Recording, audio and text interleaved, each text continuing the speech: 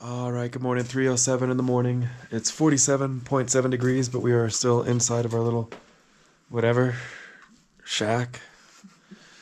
What do they call it? Pack station, I guess. Station, yeah, slept great last night. It's June 19th, day 77. Slept great last night. Didn't get you a wake-up video this morning because the rest of the team was sleeping here. I didn't want to disturb them any more than I had to. But yeah, slept great last night. Slept nice and warm, wind-free, all that. Really, really comfortable. Sleeping pad did great. My brand new sleeping pad. All that. We did take some sort of like above and beyond preventative measures to help keep mice off of our food and stuff. But really, we didn't really hear or see any mice. So maybe there are none in here, but not a safe bet that there aren't. So all the same, I think the measures we took were adequate to prevent any mice which may or may not exist from accessing our food, which is nice. Plan for today, we're going to try and do like 10.5 or something to get sort of like within spitting distance of Donahue Pass, which is almost 11,000 feet, I think. Yeah. And then try and take Donahue Pass tomorrow morning. But meanwhile, in getting to where we're trying to get today, we'll also come up and over a little baby pass called Island Pass. I'm not even sure if I'll recognize it when we get there. Doesn't look super extreme, but I'm definitely jinxing myself. So I think we're just about all set to go. So I'm going to snap off and I'll talk to you guys later.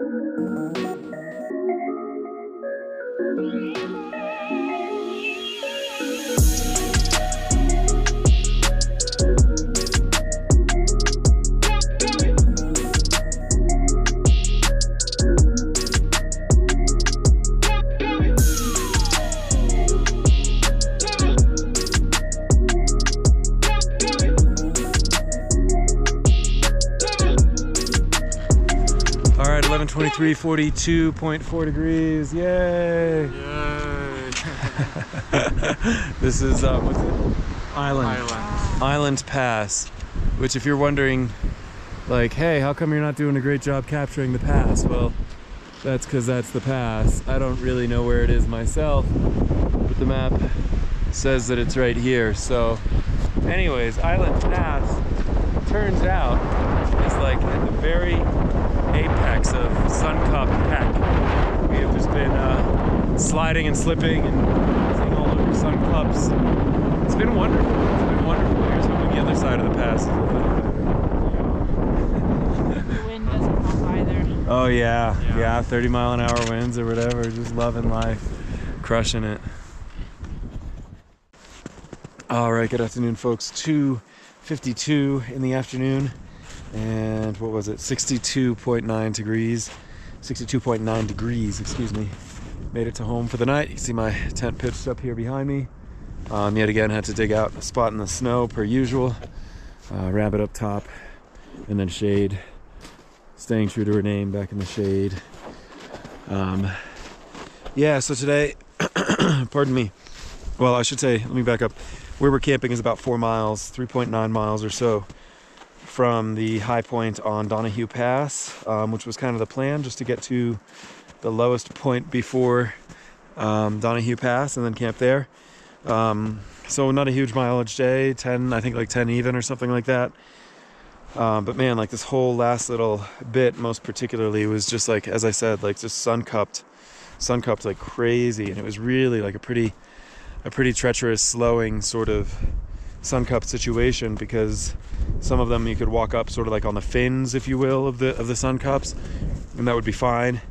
And some of them, those fins would just collapse. Some of the bowls of the sun cups, if you will, were just like post-holy. Some of the fins would hold you for a minute, and then the fin would collapse once you lift up your other foot, and it was just super slow going.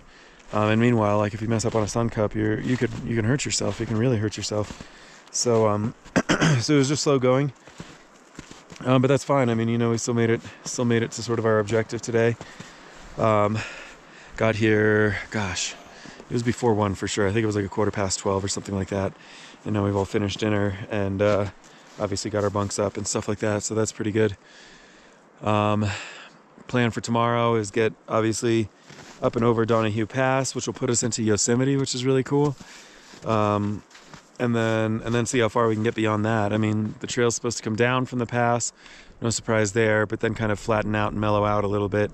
And theoretically, we've heard rumors of dry trail on the other side of the pass as well. Not immediately, obviously, but once you come down off elevation from the pass. And if we get some dry trail, I think everyone on the team is sort of really itching to get some good miles in. So, I mean, yesterday was 10.5 or something. Today was 10. And hopefully tomorrow we're able to get a few more than that for sure.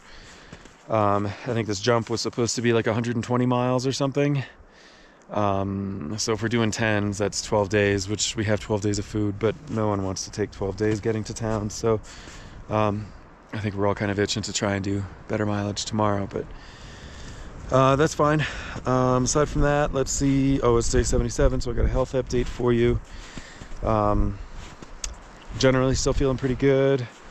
My fingers, so out of whatever town we were just in, Mammoth, I bought, this is a move I pulled on the CDT as well, bought some of those like cheapy dollar nylon gloves you can get from like a department store or what are they called, a drugstore or pharmacy or something.